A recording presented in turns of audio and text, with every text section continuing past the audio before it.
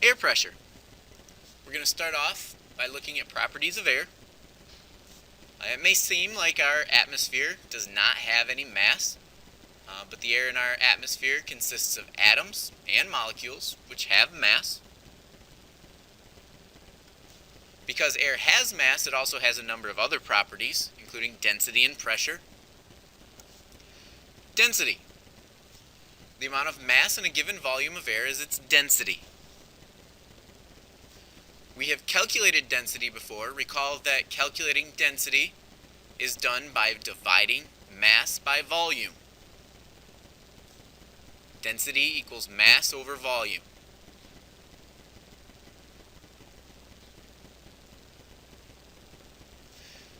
If there are more molecules in a given volume, then the density is greater. So looking at these two Coke cans, obviously the density of regular Coke is greater than the density of Diet Coke.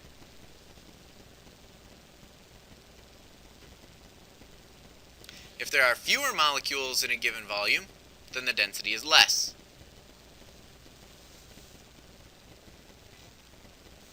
Pressure. The atmosphere is heavy. The atmosphere's weight exerts force on surfaces like the ground and you.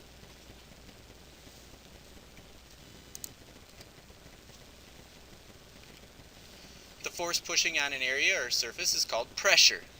We're going to learn a great deal about pressure and how pressure impacts our weather in the next week or so. Air pressure is the resulting of the weight of a column of air pushing on an area. A column of air that extends above you is about the same weight as a school bus. So why aren't you crushed by the air above you? It's because the molecules of air push in all directions. The air pushing down on you is balanced by the air pushing up from below you.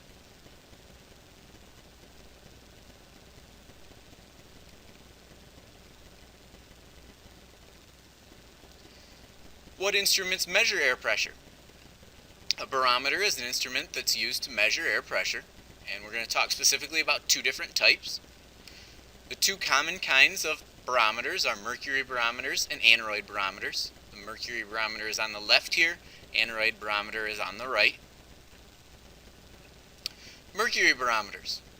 A mercury barometer consists of a long glass tube that's closed at one end and open at the other. The open end of the tube rests in a dish of mercury. The closed end of the tube is almost a vacuum, so the space above the mercury contains very little air. And the air pressing down on the surface of the mercury in the dish is equal to the pressure exerted by the weight of the column of air of mercury in the tube. So when the air pressure increases, it presses down more on the surface of the mercury. Greater air pressure forces the column of mercury higher.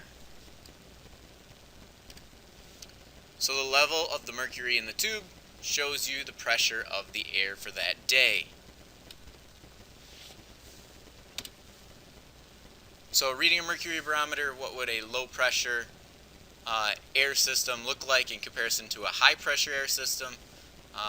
As the air pressure drops, the mercury in the tube falls and the mercury in the red dish rises for a low pressure day. In a high pressure day, there's going to be a greater amount of pressure forced on the mercury. The mercury is going to rise higher in the tube, causing it to look as if there is a larger amount of mercury within the tube. Aneroid barometers. Most barometers are aneroid barometers. Aneroid means without liquid. It is a barometer that has an airtight metal chamber. The metal chamber is sensitive to changes in air pressure. When air pressure increases, the thin walls of the chamber are pushed in, and when the pressure drops, the walls bulge out. The chamber is connected to a dial by a series of springs and levers. As the shape of the chamber changes, the needle on the dial moves, which gives the overall pressure for the day. Units of air pressure. So if you've ever watched a weather or the weather on television, you've probably heard many different measurements or measurement units used for air pressure. Most weather reports use inches of mercury. The National Weather Service indicates air pressure in millibars. So you may have heard the term millibars before when a weatherman's talking about low and high pressure systems moving in. 1 inch of mercury is about 3.86 millibars. So 30 inches of mercury is equal to about 1016 millibars. Just some simple math there in order to convert from millibars into inches of mercury. How does altitude affect air pressure and density? As you hike higher and higher into a mountain, you'll notice a number of changes.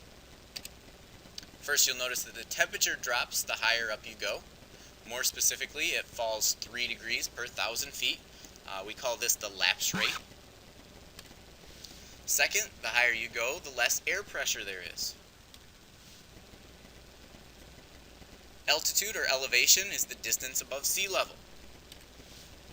Air pressure decreases as altitude increases. As air pressure decreases, so does density.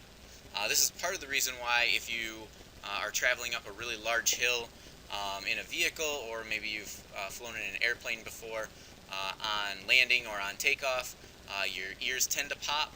It's because your body regulates that pressure difference between the altitude. So as you go up, your body has to let out some pressure. As you come back down, as the pressure increases and you're landing, you have to add air pressure to your body. If that doesn't occur, then the atmosphere puts a great deal of pressure on you and on your body. Altitude affects air pressure. Air at sea level has the weight of all the air sitting on top of it. Air near the top of the atmosphere has less weight pressing on it, and thus it has a lower air pressure. Altitude also affects density. As you go up through the atmosphere, the density of the air decreases. This means the gas molecules that make up the atmosphere are farther apart at high altitudes than they are at sea level. So if you were near the top of a tall mountain and tried to run, you would quickly run out of breath. Same thing happens with Dorito bags or chip bags. When they are packaged at or near sea level, the package is kind of crumbly. There's really not much, you can't really see much air in them. If you take that same bag of chips into a higher altitude, it tends to expand. It looks almost like somebody put an air nozzle in it and pumped it full of air. It's because the air pressure decreased outside of the bag, so the air pressure that was inside the bag, which remains constant, appears to have a greater pressure. The reason that you quickly run out of breath is because oxygen molecules are farther apart the higher up you go in the atmosphere. As you go higher up and don't get as many oxygen molecules, your body is going to think that it is running out of breath. This causes you to become short of breath easily, and if you continue to not be supplied with the adequate amount of oxygen, you can get what is called altitude sickness, where basically your body's been deprived of oxygen.